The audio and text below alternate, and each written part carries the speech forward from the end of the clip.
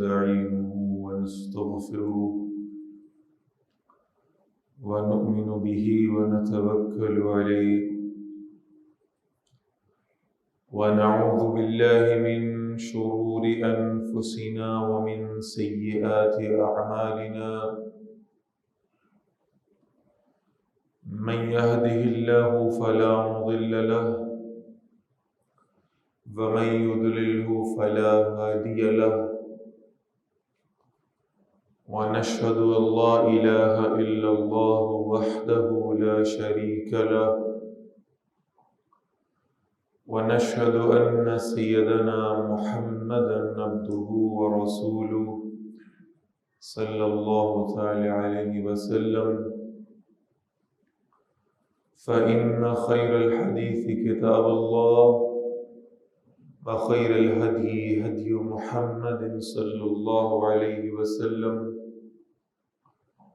وشر الأمور محدثاتها وكل محدثة بدعة وكل بدعة ضلالة وكل ضلالة في النار أو كما قال صلى الله تعالى عليه وسلم أما بعد فقد قال الله تبارك وتعالى أعوذ بالله من الشيطان الرجيم بسم الله الرحمن الرحيم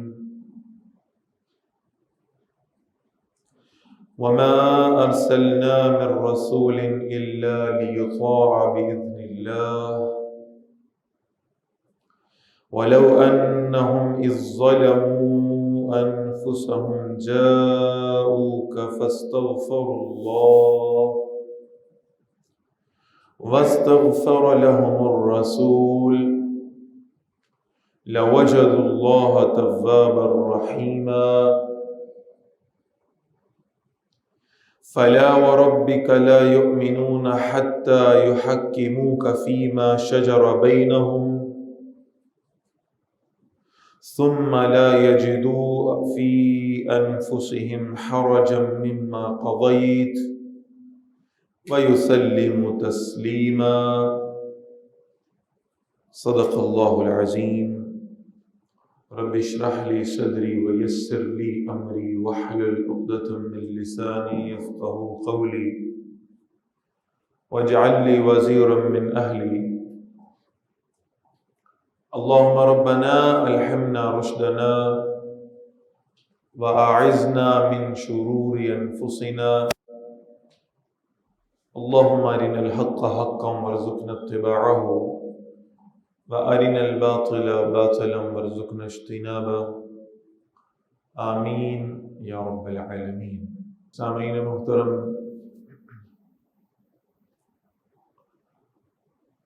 اسلامی کیلنڈر کے اعتبار سے ربیع الاول کا مہینہ شروع ہو چکا ہے، اور ربیع الاول کے اس مہینے کو مناسبت حاصل ہے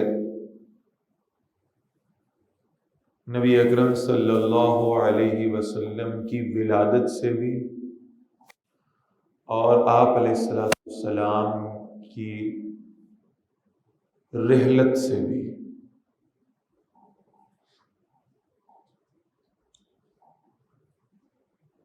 ایک تاریخی بحث ہے کہ آپ صلی اللہ علیہ وسلم کی تاریخ پیدائش کیا تھی اور تاریخی وفات کیا تھی، لیکن اس تاریخ سے ہٹ کے نبی اکرم صلی اللہ علیہ وسلم نے ربیع الاول کے مہینے کو اپنی ذات سے منسوب قرار دیا ہے، اور عمومی طور پہ تو آپ صلی اللہ علیہ وسلم کا جو ذکر خیر ہے وہ سارا سال چلتا ہے، بلکہ ہمیشہ اپنے عقیدے کو واضح کیا کرتا ہوں کہ کائنات میں کوئی لمحہ ایسا نہیں گزر رہا ہوتا جس لمحے میں نبی اکرم صلی اللہ علیہ وسلم کی ذات اقدس پر درود شریف نہ پڑھا جا رہا ہو۔ دنیا کے کسی بھی کونے میں کہیں نہ کہیں موجود کوئی نہ کوئی مسلمان آپ صلی اللہ علیہ وسلم کا نام گرامی سنتا ہے اور آپ صلی اللہ علیہ وسلم کی خدمت میں درود پاک کا جو ہدیہ ہے وہ پیش کرتا ہے۔ جیسے جیسے تاریخ انسانی گزر رہی ہے، آپ صلی اللہ علیہ وسلم کی عظمت پر کتابیں لکھی جا رہی ہیں، آپ صلی اللہ علیہ وسلم کی سیرت کو بیان کیا جا رہا ہے، آپ صلی اللہ علیہ وسلم کے اقوال احادیث مبارکہ کی صورت میں سنائے جا رہے ہیں، آپ صلی اللہ علیہ وسلم سے محبت کرنے والے لوگ ہر زمانے میں موجود رہے ہیں اور قیامت تک موجود رہیں گے انشاءاللہ۔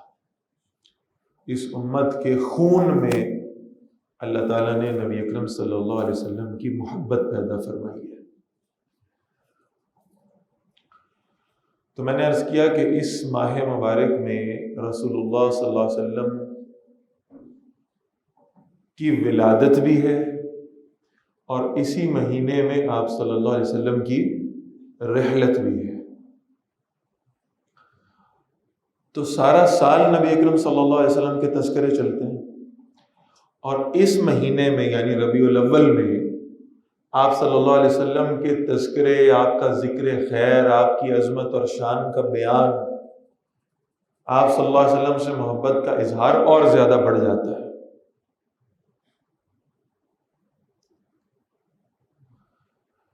لیکن یہ جو سورۃ النساء کی میں نے آیت پڑھی ہے، یہ خاص طور پر یہ 2 آیات اس ماہ مبارک میں ان کی یاد دہانی بھی ضروری ہے، ان کا پڑھنا بھی ضروری ہے اور ان پر عمل کرنا بھی ضروری ہے۔ یہ سورۃ النساء ہے، آیت نمبر 64 ہے۔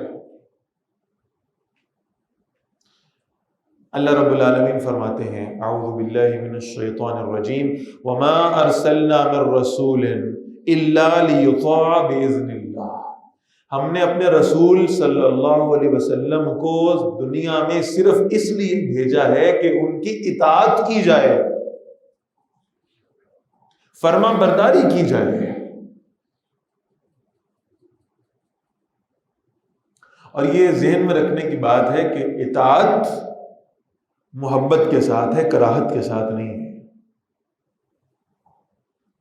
اللہ کے رسول صلی اللہ علیہ وسلم سے محبت کرنا اور آپ صلی اللہ علیہ وسلم کے حکموں کو تسلیم کرنا، ماننا، یہ آپ صلی اللہ علیہ وسلم کی ذات اقدس پر ایمان کا لازمی حصہ ہے۔ جہاں بجا قرآن مجید کو یہ اسلوب ملے گا، یا ایھا الذین آمنوا اطیعوا اللہ واطیعوا الرسول، اے ایمان والو اللہ کی اطاعت کرو اور اللہ کے رسول صلی اللہ علیہ وسلم کی اطاعت کرو۔ پھر خود آپ صلی اللہ علیہ وسلم فرماتے ہیں، من اطاعنی فقد اطاع اللہ، جس نے میری اطاعت کی اس نے گویا اللہ کی اطاعت کی۔ ومن عصانی فقد عصى اللہ، جس نے رسول اللہ صلی اللہ علیہ وسلم کی نافرمانی کی، خدا نہ خواستہ اس نے گویا اللہ کی نافرمانی کی۔ اور یہ بات سمجھ میں بھی آتی ہے اس لیے کہ اللہ تعالیٰ کے احکامات کو ہم تک پہنچانے کا جو ذریعہ اللہ تعالیٰ نے خود منتخب فرمایا ہے وہ محمد الرسول اللہ صلی اللہ علیہ وسلم۔ لہٰذا نبی اکرم صلی اللہ علیہ وسلم سے محبت کے ساتھ ساتھ آپ صلی اللہ علیہ وسلم کی اطاعت بھی ہر ایمان والے پر لازم ہے۔ اسی لیے اللہ کے نبی صلی اللہ علیہ وسلم فرماتے ہیں، کل امت یدخلون الجنۃ الا من ابا۔ بہت اہم روایت ہے اور بہت توجہ طلب حدیث ہے۔ آپ صلی اللہ علیہ وسلم فرماتے ہیں، میرے سارے کے سارے امتی جنت میں داخل ہو جائیں گے، الا من ابا، سوائے اس کے جس نے خود جنت میں جانے سے انکار کر دیا۔ بھئی کون ہوگا اس امت میں سے جو جنت میں جانے سے انکار کرے گا؟ صحابہ بھی حیران ہوئے، یا رسول اللہ صلی اللہ علیہ وسلم ومن ابا، کون انکار کرے گا؟ گناہگار سے گناہگار شخص بھی ہو، تو وہ بھی یہ توقع رکھتا ہے کہ اسے معافی ملے اور وہ جنت میں داخل کر دیا جائے۔ ایسا کون ہوگا جو خود منع کر دے گا کہ میں جنت میں نہیں جانا چاہتا؟ تو رسول اللہ صلی اللہ علیہ وسلم نے فرمایا من اطاعنی دخل الجنہ، جو میری اطاعت کرے گا وہ جنت میں داخل ہو گیا، ومن عصانی فقد ابا، اور جو میری نافرمانی کرے گا گویا اس نے خود جنت میں جانے سے انکار کر دیا کہ میں جانا ہی نہیں چاہتا۔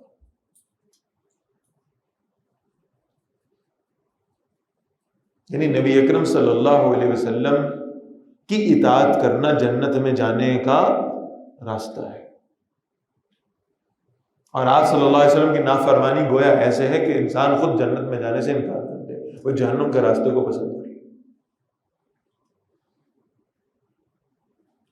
تو رب العالمین فرماتے ہیں ہم نے اپنے رسول صلی اللہ علیہ وسلم کو اس لیے بھیجا کہ ان کی اطاعت کر لی جائے، ان پر ایمان لانے والوں پر یہ لازم ہے۔ اور پھر صحابہ نے اس کی مثالیں قائم کی ہیں۔ ایک اطاعت ہے حکم کی اطاعت، ایک اطاعت ہے فعل کی اطاعت، اور افعال میں سے بھی وہ جو رسول اللہ صلی اللہ علیہ وسلم نے اپنی بشری حیثیت میں کی۔ صحابہ نے تو ان کی اطاعت نہیں چھوڑی، حکموں کی اطاعت تو بہت بڑی بات ہے۔ یعنی ایک یہ کہ رسول اللہ صلی اللہ علیہ وسلم یہ حکم قولی طور پر زبان سے دیں کہ ایسا کرو، تو بہت بڑی بات ہے۔ اس سے ایک سٹیپ اور ہلکی بات کہہ رہا ہوں کہ رسول اللہ صلی اللہ علیہ وسلم ایک کام کے کرنے کا حکم نہ دیں لیکن وہ کام خود کریں، اور اس کا تعلق دین سے ہو۔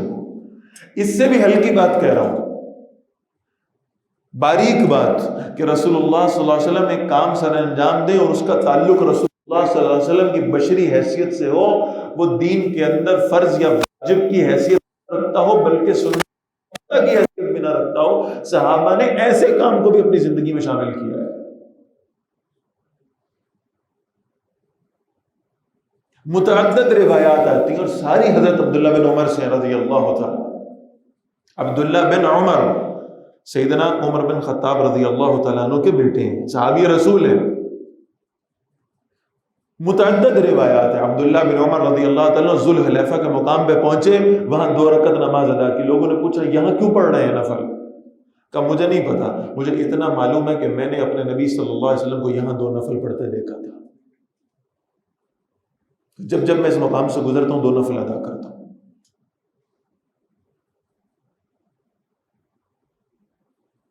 ایک صحابی کو دیکھا، تابعین نے سفر میں جا رہے تھے، ایک مقام پہ پہنچے، اپنی اونٹنی کو ایسے گھمانا شروع کر دیا، ایسے یوں چکر کاٹے، اونٹنی لے کر آگے چلے گئے۔ کہا حضرت یہ سمجھ نہیں ہے یہ اونٹنی کو گول گھمانے کا کیا معاملہ تھا؟ کہا مجھے نہیں پتا، بس اتنا معلوم ہے کہ میں رسول اللہ صلی اللہ علیہ وسلم کے ساتھ سفر میں تھا، اس مقام پر آ کر آپ صلی اللہ علیہ وسلم کی اونٹنی جو ہے نا اس نے یہ چکر کاٹے تھے اور سیدھی چلی گئی تھی۔ اب میں جب اس مقام سے گزرتا ہوں صرف اس سنت کو پورا کرنے کے لیے رسول اللہ صلی اللہ علیہ وسلم کی، میں اس مقام پر اپنی اونٹنی کو ایسے چکر دلواتا ہوں پھر آگے لے کر جاتا ہوں۔ ایک صحابی کو دیکھا ہمیشہ اپنا گریبان کھلا رکھتے تھے۔ کہا جناب کیا معاملہ ہے؟ کہ میری ایک دفعہ ملاقات ہوئی ہے اللہ کے رسول صلی اللہ علیہ وسلم سے، جب میں نے آپ صلی اللہ علیہ وسلم کو دیکھا تو آپ نے اپنے گریبان کو کھلا رکھا ہوا تھا، میں نے اس کے بعد آج تک اپنے گریبان بند نہیں کیا۔ اب یہ دین میں کوئی فرض یا واجب کی حیثیت تو نہیں ہے، کوئی مؤکدہ سنت بھی نہیں ہے اللہ کے رسول کی صلی اللہ علیہ وسلم۔ اس کے باوجود بھی صحابہ نے آپ صلی اللہ علیہ وسلم کی محبت میں اس شے کو فالو کیا ہے۔ ایک صحابی سفر پہ جایا کرتے تھے، ایک مقام پر رکتے تھے، وہاں وضو کرتے تھے، اس کے بعد آسمان کی طرف دیکھتے تھے اور اپنی انگلی اٹھاتے تھے اور کلمہ پڑھتے تھے۔ تابعین نے پوچھا حضرت یہ کیا معاملہ ہے؟ کم نہیں پتا، بس اتنا معلوم ہے رسول اللہ صلی اللہ علیہ وسلم اس مقام پر رکتے تھے، اسی مقام پہ وضو فرماتے تھے، آسمان کی طرف دیکھتے تھے، کلمہ پڑھتے تھے، انگلی اٹھاتے تھے، میں تو بس آپ کی اطاعت میں یہ کام کرتا۔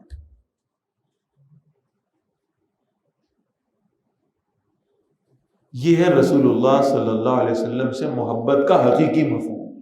وہ محبت دل میں تو ہوگی، ہر امتی کے دل میں ہے، کسی کی نیت پر اور کسی کی رسول اللہ علیہ وسلم سے محبت پر سوال اٹھایا ہی نہیں جا سکتا، لیکن وہ محبت دل سے عمل میں آ جائے گی۔ امام ابو حنیفہ رحمہ اللہ نے اس کو بڑا خوبصورت ڈیفائن کیا ہے. بہرحال وہ بات تو فقہ کے حوالے سے. کسی نے پوچھا حضرت یہ فقہ کیا ہے؟ فرمایا معلومات کا معمولات میں تبدیل ہو جانا. معلومات کا معمولات میں تبدیل ہو جانا. گویا وہ محبت جو دل میں ہے، وہ عقیدہ جو دل میں ہے، وہ دل سے آگے بڑھ کر اب انسان کی اپنی زندگی کی شکل اختیار کر لے.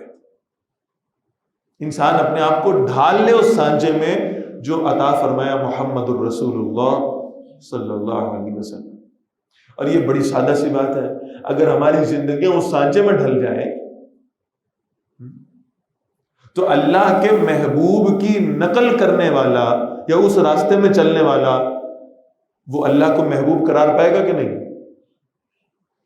اور جس منزل تک خود رسول اللہ صلی اللہ علیہ وسلم پہنچے ان کی اتباع میں چلنے والا بھی بالآخر اسی منزل پہ پہنچے گا نہیں؟ آپ صلی اللہ علیہ وسلم کی اتباع کرتے ہوئے جنت تک جائے گا نہیں جائے گا؟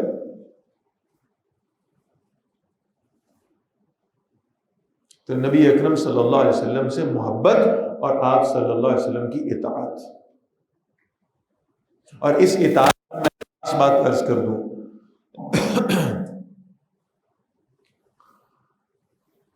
بڑی پریشان کن حدیث ہے.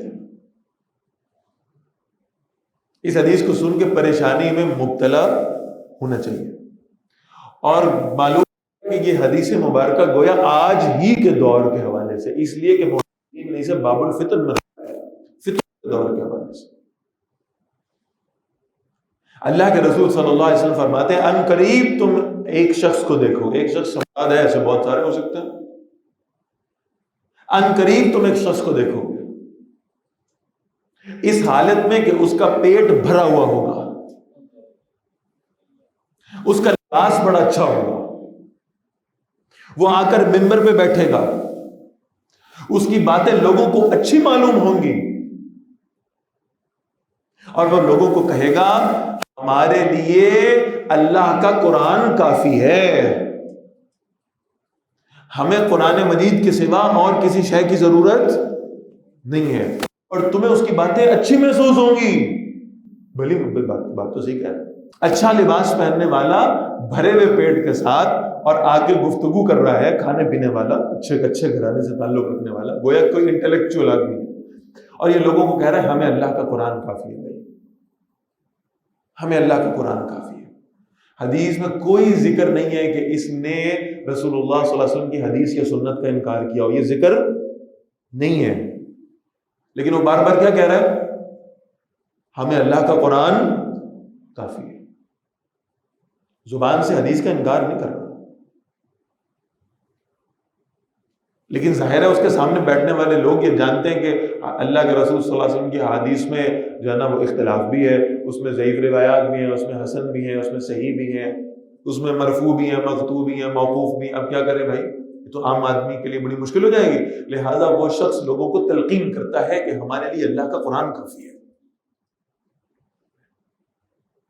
تو آپ صلی اللہ علیہ وسلم فرماتے ہیں یاد رکھنا اللہ نے مجھے صرف قرآن نہیں دیا، اس کے الفاظ ہیں وَمِثْلَهُ مَعَهُ، اللہ نے مجھے قرآن مجید جیسی ایک اور شے بھی عطا فرمائی، اور وہ کیا ہے؟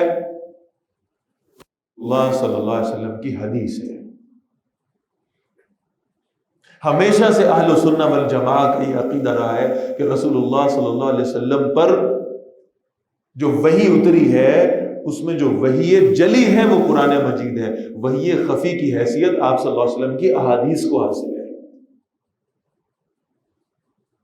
اور اس کی وضاحت ہمیں قرآن مجید سے ملتی ہے.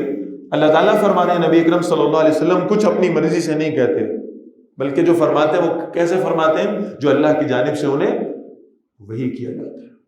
تو رسول اللہ صلی اللہ علیہ وسلم کی اطاعت صرف قرآن مجید پر عمل کرنے سے ممکن نہیں ہوگی.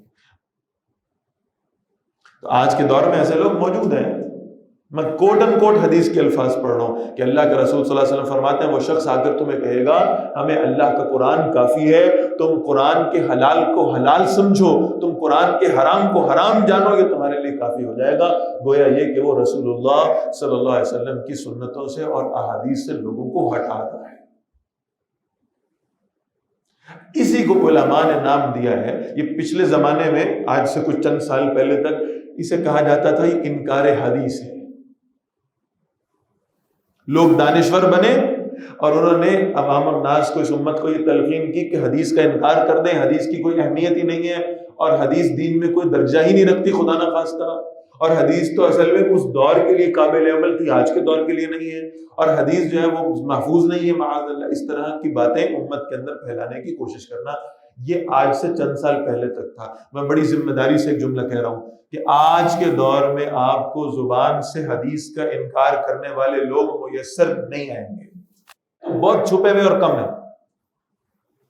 اب جو کاروائی ڈالی جا رہی ہے نا وہ یہ ہے جسے اب انکار حدیث نے اپنا شیڈ تبدیل کیا ہے، اور اب یہ بن گیا تخفیف حدیث۔ کیا بن گیا؟ تخفیف حدیث۔ اور تخفیف حدیث سے مراد یہ ہے کہ امت کا دھیان حدیث مبارکہ سے ہٹا دینا، امت کو قرآن مجید کی طرف اتنا راغب کرنا کہ انہیں لگے کہ حدیث جیسی کوئی شے ہی نہیں ہے دین کے، اور احادیث کی اہمیت کو کم کرنا، اور احادیث کا انکار کیے بغیر امت کو رسول اللہ صلی اللہ علیہ وسلم کی حدیث سے ہٹا دینا۔ لہٰذا اب آپ کو ایسے دانشور عام ملیں گے۔ تو یاد رکھیے گا، میں عرض کر رہا ہوں کہ رسول اللہ صلی اللہ علیہ وسلم کی احادیث مبارکہ کو دین میں باقاعدہ ایک سورس کی، ایک مصدر کی حیثیت حاصل ہے، بلکہ بہرحال اس پہ انشاءاللہ تعالیٰ پہلے بھی ہم گفتگو کرتے رہے، آگے بھی کرتے رہیں گے کہ اللہ کے رسول صلی اللہ علیہ وسلم کی حدیث کو لیے بغیر خود قرآن مجید کو سمجھنا ممکن نہیں ہے۔ قرآن مجید حکم دیتا ہے، اس پر عمل کا طریقہ نہیں بتاتا۔ تو ہمیشہ اس بات کو اپنے ذہن میں ہمیں تازہ رکھنا ہوگا کہ ہم رسول اللہ صلی اللہ علیہ وسلم کی اطاعت کرنے والے بن جائیں، اور آپ صلی اللہ علیہ وسلم کی سنتوں اور احادیث پر عمل کرنے والے بن جائیں۔ اللہ کے نبی صلی اللہ علیہ وسلم فرماتے ہیں من رغب عن سنتی فلیس منی، جس کو میری سنت سے کوئی رغبت نہیں ہے اس کا مجھ سے کوئی تعلق نہیں ہے۔